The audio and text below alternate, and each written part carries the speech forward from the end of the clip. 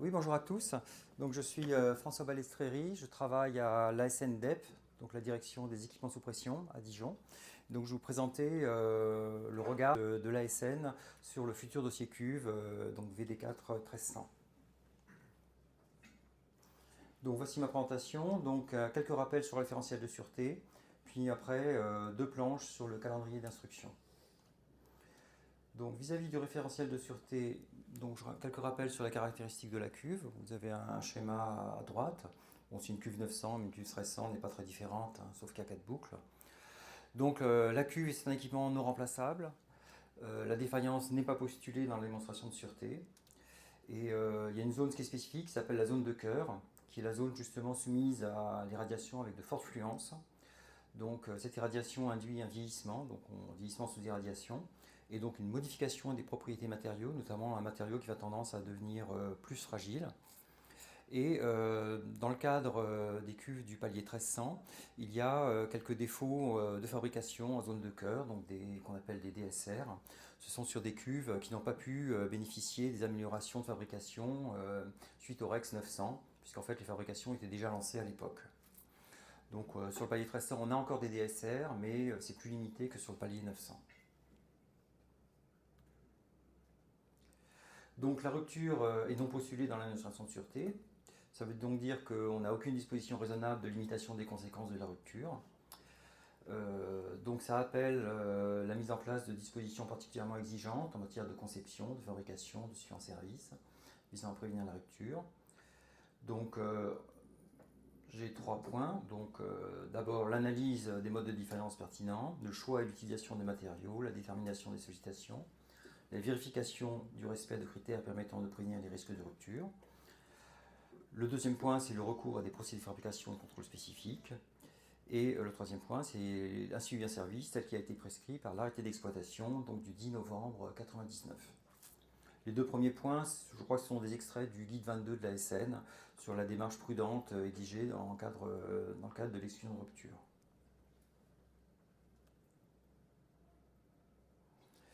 Voilà, vis-à-vis de cette démonstration de sûreté, vous avez aussi l'article 2.3 de l'arrêté INB qui précise que la démonstration de sûreté nucléaire est réalisée sur une démarche déterministe prudente. Donc ça veut donc dire que des dispositions de conception retenues par l'exploitant doivent être justifiées. En particulier l'étude d'une série d'accidents dimensionnants et l'application de règles et critères incluant des marges et des conservatismes. La démonstration déterministe prudente consiste à postuler qu'un événement survient malgré les dispositions de conception et de fabrication qui ont été prises.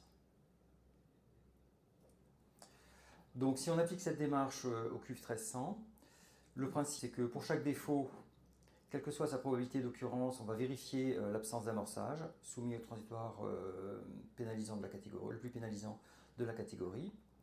Donc ça va conduire à deux analyses. D'abord une analyse générique qui consiste en fait à prendre en compte un défaut hypothétique qui va être le défaut le plus grand qui pourrait ne pas avoir été vu par les contrôles volumiques. Et ce défaut va être positionné à l'endroit le plus irradié des viroles de cœur. Et donc on va vérifier sa tenue mécanique. C'est un défaut qui peut-être n'existe pas, mais dont on vérifie donc la tenue mécanique. Et la deuxième puce, c'est l'analyse spécifique, donc pour les défauts qui, eux, ont été détectés ou même plus précisément caractérisés. Donc là, on prend le défaut réel avec ses dimensions, évidemment avec en plus les incertitudes de mesure, donc les valeurs les plus pénalisantes, et on va positionner ce défaut à l'emplacement là où il a été détecté. Et donc cette analyse est conduite selon le principe suivant. On va montrer que le matériau est suffisamment tenace pour résister à l'amorçage d'un défaut existant, donc défaut existant ou générique, de référence sous l'effet des chargements thermomécaniques. Et dans le cadre de cette analyse, il faudra prendre en compte les coefficients de sécurité tels qu'ils sont réclamés par l'arrêté du 10 novembre 1999 dans l'article 13. Et ces coefficients varient en fonction du domaine de fonctionnement du matériau, ductile ou fragile, et surtout de la catégorie de situation thermomécanique considérée. Normale, accidentelle ou accidentelle hautement improbable. Ce qu'on appelle la quatrième catégorie. Donc, pour résumer la démonstration de sûreté, le référentiel, je rappelle, mais c'est très certainement reconnu par vous tous, c'est qu'il n'y a pas d'âge limite pour les cuves, il n'y a pas non plus de fluence limite pour les cuves. Ce qu'il faut faire pour la SN, c'est on vérifie les défauts pour la décennale à venir, pour les 10 ans à venir. Donc les défauts en VD4 plus 10 doivent être justifiés avec les coefficients de l'arrêté. Qu'est-ce que ça veut dire concrètement cette formule? Vous l'employez depuis ce matin et moi ça m'interroge. Qu'est-ce que ça veut dire vérifier pour les 10 ans à venir? C'est-à-dire que... qu'à partir de 11 ans, vous considérez que ça peut évoluer? Non, non, c'est que le dossier présenté par l'exploitant couvre la VD4 plus 10. Il n'y aura pas la VD4 plus 11 dans le dossier de l'exploitant. Et c'est ça qui est jugé. Et comment vous savez que ça va tenir? Eh bien, peut-être... En fait, votre question porte sur le dossier de l'exploitant, donc j'ai deux slides là-dessus, je vais peut-être le présenter et puis vous répondre. Donc ça, c'est le calendrier d'instruction à venir. Donc, ce qui est le dossier d'instruction attendu de la part d'EDF, il va être transmis en 2 volets, donc juin et décembre de cette année. Et à réception de ces éléments, nous allons solliciter l'IRSN pour réaliser l'expertise. Donc, en gros, sur le risque de rupture brutale et les évolutions d'hypothèses et de méthodes éventuelles par rapport au dossier antérieur. Et toutes ces conclusions seront présentées à un groupe d'experts, donc le GPE-SPN, fin 2024.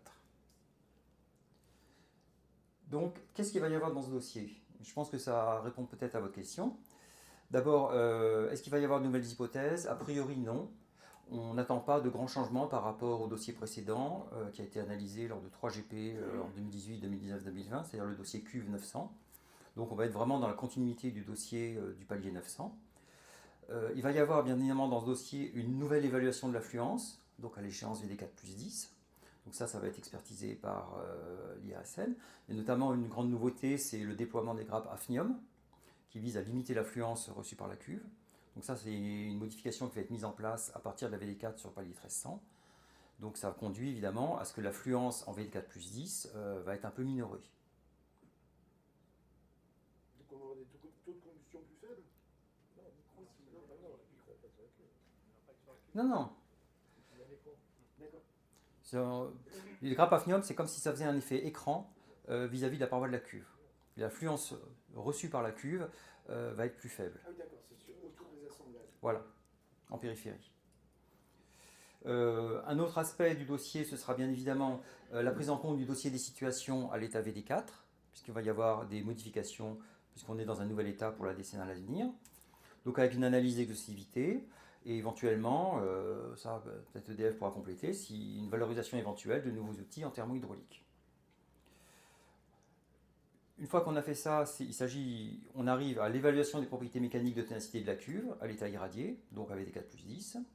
Et on a une vérification dont j'ai déjà parlé avant, qui elle reste à changer. On va avoir un critère, donc une équation avec un terme de gauche et un terme de droite, de type K inférieur à K1C, avec les coefficients de sécurité, bien évidemment. Donc comme je l'ai dit, le dossier attendu, il est plutôt inchangé par rapport au dossier cuve 900 qui a été expertisé il n'y a pas longtemps. Et tous ces éléments sont à consolider une fois que le dossier aura été transmis. Il était attendu pour juin, mais pour l'instant, on ne l'a pas encore reçu. Voilà, c'est la fin de ma présentation.